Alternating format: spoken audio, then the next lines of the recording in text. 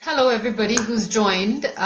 Today's session is basically going to be about frequently asked questions about yoga, because a lot of people have been contacting me with questions that are, that are very common and everybody has. So I thought I'd do a Q&A and answer all the questions that I've actually put up on my that I updated on my in one of the updates a little while ago. So I'll just go down the list and try and answer those questions. And in between, if anybody else has any question, you can always just ping me and I'll answer the question on the spot. And I see Priyanka has joined. Hi Priyanka, how are you?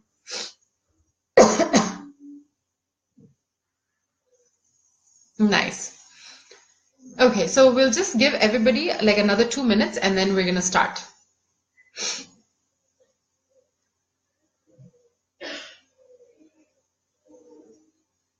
Okay, Gayatri has also joined. And if you guys have, if you actually go into my updates, either on my Facebook page or on Instagram, you'll see the questions that I intend to address today. And I don't want to make it very long, and I want to make it very useful. So hey Priyanka, you're welcome. And if you have any questions, Priyanka, please feel free to ask me and I'll answer them right away. So I think we can just start. In any case, I'm going to put up this video on YouTube as well as share the link on my Instagram page. So even if you don't, actually attend the session live, you'll have access to all the answers. So the first question is, how can I start practicing yoga? So a lot of people, towards the end of the year, everybody's main New Year's resolution is to start working out, start doing yoga, or start going to the gym. And most frequently, people want to know how they can start practicing yoga. And I think the best way to start is to find a class close by, close to where you live, and just start attending class regularly.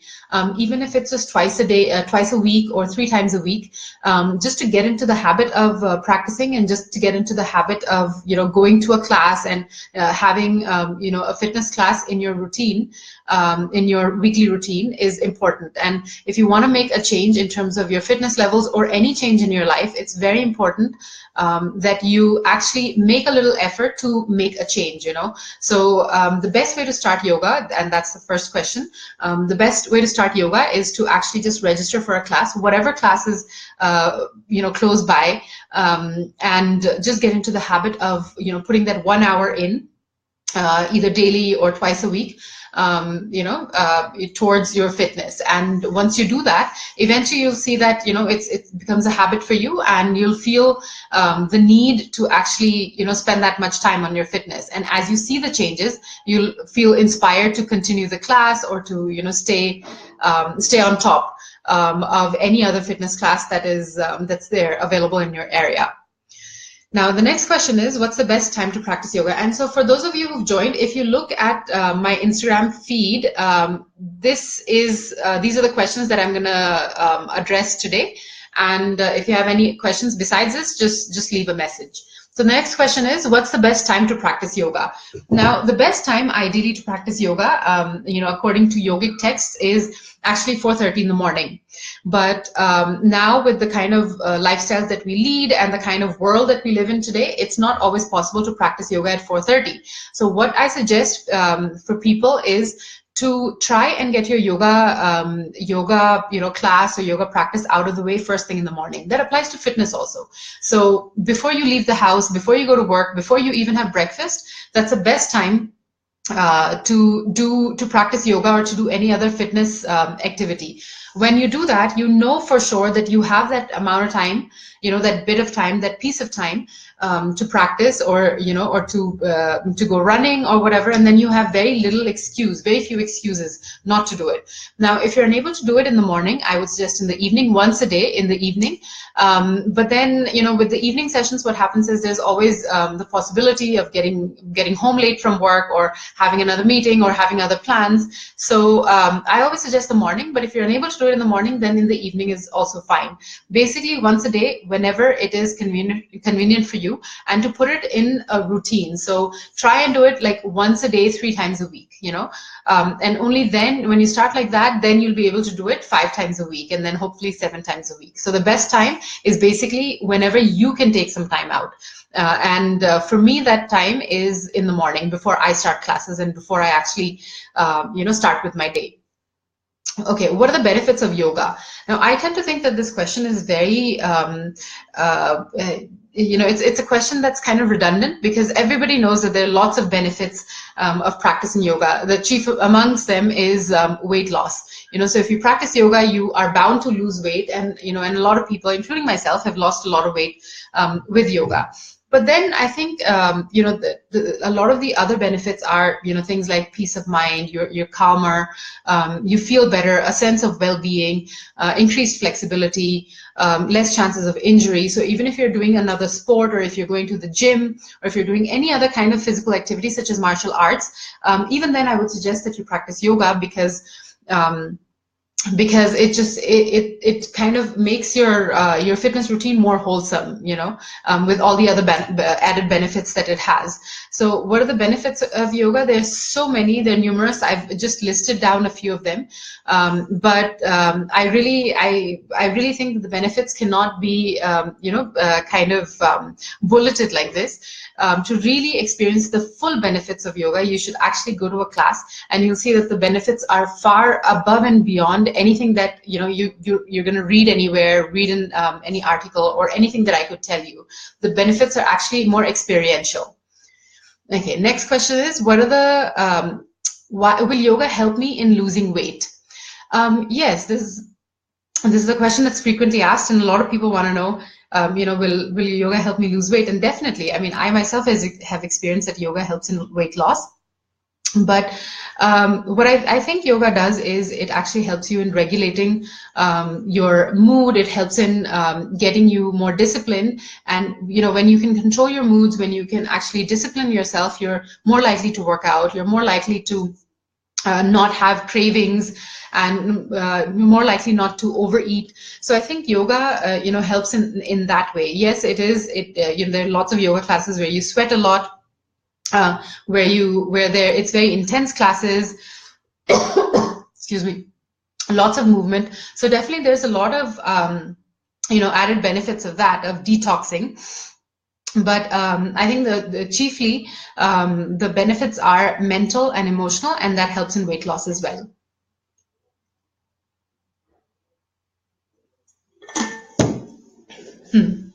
Okay, next, why should I practice yoga? Okay, now I think everybody should practice yoga, and you know, basically because yoga really helps in, you know, giving that wholesome, holistic feel to any kind of yoga routine, any kind of fitness routine that that you have in your life. The meditative aspect of yoga is really good in, again, you know, having a sense of well-being, bringing about a sense of well-being in a life that, you know, nowadays has become very stressful. So yoga helps you in basically being able to deal with the kind of stresses that are there, with the kind of, you know, the lack of time, the kind of frenzied lifestyles that we lead. Yoga really helps in helping you combat that, becoming emotionally and physically strong enough to combat that. So I think that's one of the main reasons that everybody should practice yoga. Besides that, I do think that you know, when you practice yoga, you know, you reduce your chances of injury, you increase your immunity, all of these things. You're in a better state of mind, you're happier, lots of endorphin release. So I think, you know, all of these benefits are there, but one of the main benefits, I think, which is relevant today, is that it helps you in being strong enough, emotionally strong enough, and capable of dealing with any kind of stresses that may come up in your professional or in your personal life. And I think that's very important nowadays, because I see that, you know, I see a lot of my friends and I see a lot of people that I know very stressed. And stress, I think, nowadays is like the new smoking or the new obesity. It leads to so many other issues, so many other health problems. And I think just by eliminating stress, you'll be able to eliminate so many other problems that are bound to come up if you exist in a state of stress all the time. And I think if you practice yoga regularly, you are less likely to be stressed, and you're more likely to be able to deal with that stress. And that is why I think everybody should practice yoga. Should I follow a diet? Yes, you should follow a diet. Everybody should follow a diet. And the kind of diet that I am talking about is not really based on calorie count, and it's not based on specific types of food. I feel that the diet that everybody should follow should be a clean, wholesome diet. So whatever you're eating, try and have it as natural as possible and as wholesome as possible. So a lot of vegetables. Try not to have a lot of processed food. Try and keep your food as local as possible. So if you're living in India, try to stick to Indian food, try to stick to Indian oils, try to use oils that are whole oils instead of refined oils. So I think and that's pretty much the kind of diet that I follow, and that's the kind of diet that I suggest to everybody, because I know that in everyday life, day-to-day life, it's not possible to really have a calorie count all the time with you, or a tracker with you all the time. So the tenet that I think you should follow when it comes to diet is basically keep it as wholesome and as clean as possible, and of course have portion control. And if you do that, if you control your portions, and if you focus on the quality of food, you'll find that you'll feel more energetic, because the kind of things that you're putting in, the kind of nutrients that you're putting into your system will be the kind which will give you more energy than something that's refined or something that's loaded with sugar and stuff like that. So yes, I believe you should follow a diet, but the diet should just be focusing on clean food, on good quality food, and wholesome food. Okay. Next is, do I need a teacher for yoga? Okay, so yes, I think initially when you start practicing yoga, if you're unable to go to a class, for instance, then I'm all for you practicing yoga at home, watching a video, or like online videos, online classes.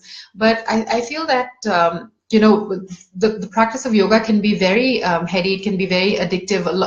You might want to kind of get more deep into it, try to do a lot of advanced asanas.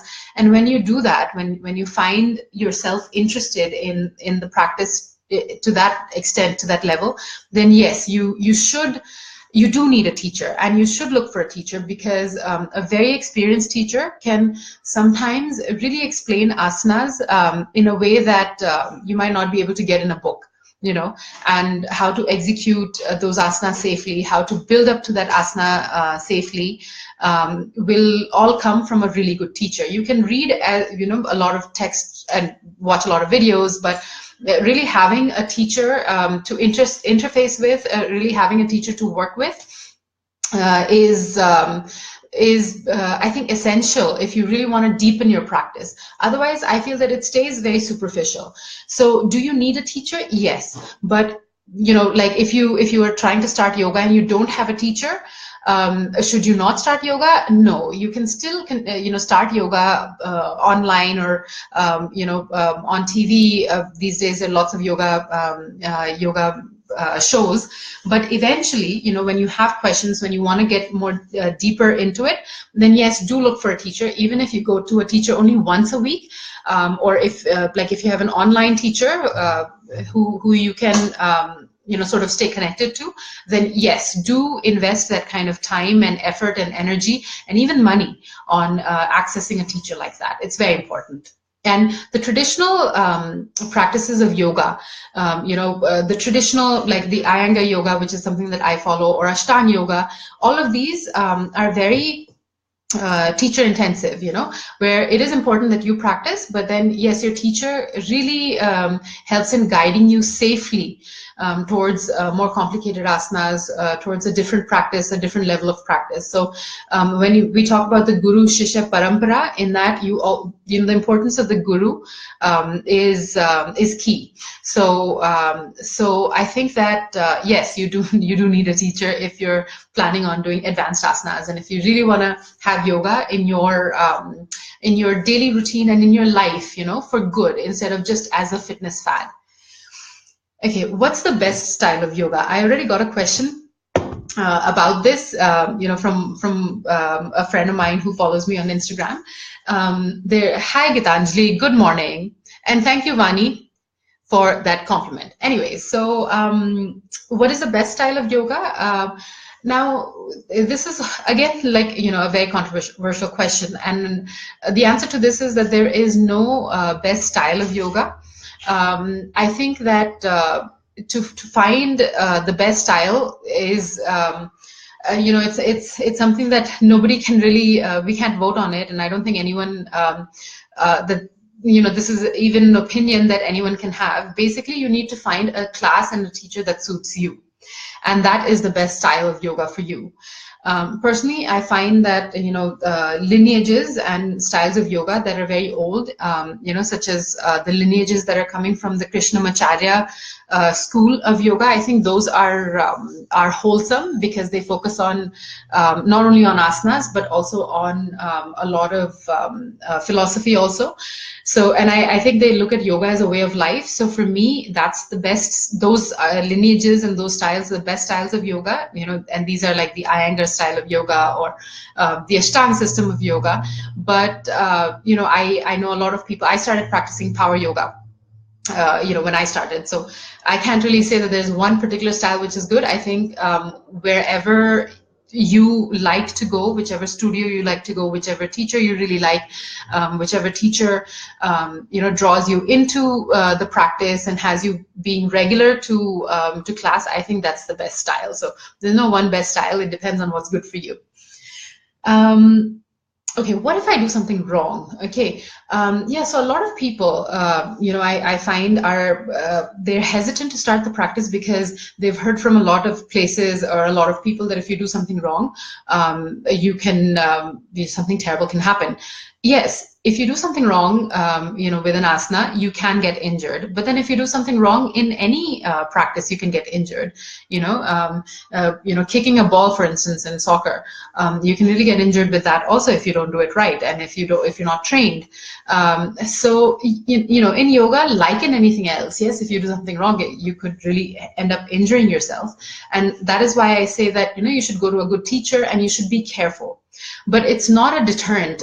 This fear of doing something wrong should not be a deterrent to you for starting a practice, or exploring yoga online, or exploring yoga through books. It should not be a deterrent. Of course, you cannot do advanced asanas, but definitely you can definitely start and without any fear, because basic asanas that we all should begin with.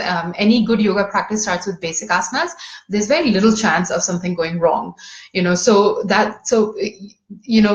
hesitation or this fear of doing something wrong does not really apply to beginners, to the basic asanas. It only applies, when you get deeper into the practice and when you do things that we call advanced or intermediate asanas. So what if you do something wrong? Well, you could get injured. It could result in something going, in a serious injury. But as long as you're a beginner and you're taking it slow, nothing really will go wrong. And you should definitely not try doing any advanced asanas on your own. If you want to do advanced asanas, definitely go to a teacher. Spend time with a teacher, cultivate a relationship with a good teacher, and then try your advanced asanas. Okay, so we have a question. So ideally, you would recommend starting with an experienced practitioner. Yeah, I would recommend, yes. Always, whenever you start, it's always good to have an experienced practitioner or teacher guiding you. guiding you. But you know, I understand that a lot of people don't have access to good teachers. You know, you might live in a place where there's no yoga studio around, or no you know, no yoga studio or no teacher available. You know, then what do you do? Then you can start online. I have an online yoga module, and sometimes I don't even get to see those students because they live so far away. I don't get to meet them, and you know, but a lot of them are beginners. So it is possible, you know, it is possible if you have with a good experienced instructor, it is possible for you to start yoga safely. And yes, ideally you should go to an experienced teacher, but if an experienced teacher is not available, then you can look up a lot of YouTube channels, yoga channels, where, you know, they break down the asana, and as long as you're very careful with yourself, as long as you're following the directions on, you know, from a teacher who might be online, you'll be fine. I hope that answers your question. If it doesn't, you can ask me for clarifications. Okay. Is it okay to do online videos? That's our next question. And the answer to that is yes. There are many videos, many yoga channels on. I have a yoga channel online in which I try to break down yogasanas, and sometimes I have like entire yoga routines, you know, like yoga for back pain, or yoga for menstruation, or forward bends in yoga. So I think yes, it is okay to do online videos, but remember, it's always good to have a teacher to guide you, you know. So online videos and online yoga sessions can only be can play a supporting role in your yoga practice. Nonetheless, they do play a role. They can play a role, but I would recommend that after, you know, once you start practicing online with online videos, I would recommend that you go to a teacher to sort of get that sort of attention, because with the video, it's always one-sided. Somebody somewhere is imparting knowledge, and you're just kind of trying your best to get it. But you know, when you go to a real teacher, then you actually can answer questions and ask questions and get your questions answered, and that's really priceless, you know, when it comes to trying to deepen your practice. Hi Kashvi. Kisses to Kashvi. Sometimes there's yeah, okay, so yeah, so we've just gotten a comment that sometimes different instructors approach the same asanas differently, and then it gets confusing. Yes, it shouldn't get confusing, but I can understand how it would get confusing. So what you need to do in that case, you know, when you have two equally good teachers, two equally good instructors, and they're telling you about, you know, the same thing but from different approaches or different points of view, then you need to kind of decide which instructor suits you more, and only you can do that. Which instructor are you more comfortable with? Which instructor do you instinctively trust more? You know, or who have you worked with for a longer time? And you should just be careful. You know, even then you should be careful, and then decide who you want to follow, or who you want to listen to. But now it's confusing for the student, you know, when two different teachers are talking about the same asana from different points of view.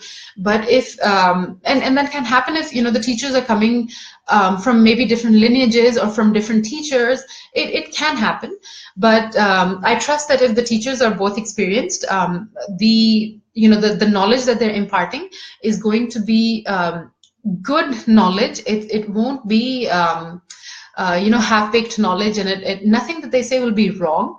But yes, different students are different, so you know, you might not feel comfortable with the instructions of a particular teacher. So in that case, you should stick to the teacher who you are comfortable with, and who you've spent more time with. Ultimately, I think in the practice of yoga, even though the teachers are important, the teachers are more experienced, I think the student has a very strong and important role, because in the learning of the practice, because only the student can really know what's going on in the body, And when students share with me how they feel or how the problems that they're having, it helps me in giving better instructions, and it helps me in explaining a little bit more, and it helps me in really understanding an asana a little bit more. So the power is with the student. When you don't when something doesn't feel right, and the power is with the student. You should if something doesn't feel right, don't do it. Even if the world's best teacher tells you to do it, don't do it. Step back, do a little bit and do a little bit of research, allow yourself to feel what you're feeling, and then approach the asana again. Just take your time. You shouldn't rush. You shouldn't rush to do advanced asanas, and you shouldn't rush to do asanas which just don't feel good right now. Eventually the asana will come to you. You just have to give it time. And that's the practice of yoga, just self-acceptance and giving yourself time and being patient with yourself. And then the asana comes very well and on its own, and then it feels almost magical. And yoga is like magic. I always say that. Okay. Can I learn from a book? Okay, so the one book, while we're on the subject of books, one book that I think all yoga students and teachers and anyone who's interested in yoga should read is Light on Yoga. And if you read Light on Yoga, you'll see that everything is so detailed. Every asana is explained in such detail. The history of the asanas are explained in a lot of detail, and it is it's possible to use a book as a reference for your yoga practice, but it is I would not at all recommend just taking a book and trying to learn yogasanas from the book. Videos are a little bit better than books, because at least videos are in 3D, and you can really watch and learn movements. But with a book, it's not really possible to just look at an asana, even to look at intermediate steps of the asana and to perform that asana. It's very difficult, and it leaves you open for a lot of injury. And I have a lot of really old books, published in the 70s and all, and this is when there was no internet and where TV was not so widely used. And I have these books, and I know how difficult it is to actually read something and try to execute an asana in its entirety, in its wholesomeness, just by reading a book. So books are great as reference material when you're trying to deepen your practice, or when you're trying to understand an asana, but it is not the only thing. The only thing from where you should try and get your yoga knowledge. B.K. Iyengar incidentally said, a good book is better than a bad teacher. So it's important to have good books to refer to, but you also need a good teacher.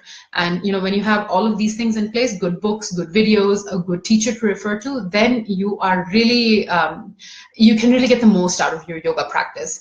And the magic that I talk about that happens when you practice yoga, and the feeling, the good feelings and the wholesome feelings and the great health, vibrant health, actually comes when you have all these things in place. Don't just rely on one thing to have a wholesome yoga practice. Really try and put your heart into it, and then you'll reap a lot of benefits. So can you learn from a book? No, not only from a book, but yes, books are very important in helping you in cultivating a very wholesome yoga practice. Okay, yoga or gym? That's the last question that I'm going to address. I think both have their own place for a student, for a human being. I used to go to the gym. I don't really get that much time to go to the gym anymore, but I think to build your strength, to lift weights, all of that, the gym is great for that.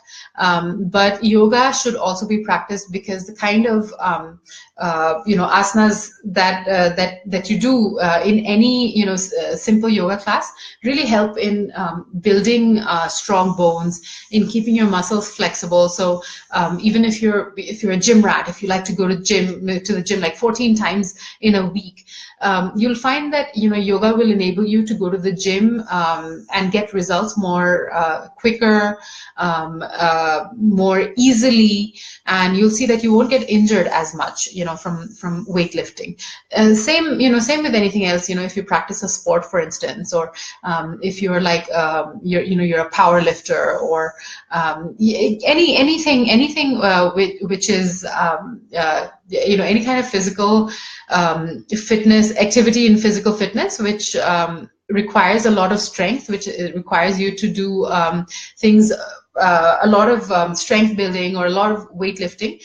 You'll see that yoga really helps in helps in like building your stamina, for instance, or helps in aligning your body when when your bones and tendons tend to get a little bit off alignment because of all the lifting that you're doing. Or even long distance runners, for instance, the lower body gets stressed a lot when you're pounding the pavement for extended periods of time. So to get everything back into alignment, to get everything more relaxed, and to sort of bring your body back to stability, yoga is amazing. So yoga or gym, you can't really, that's not even a question. You can have yoga and the gym.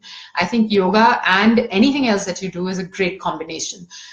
Basically, yoga is essential, and you can do other exercises. You can do pursue other sports, pursue things like sailing, or snowboarding or skiing, and yoga will really enhance that practice for you.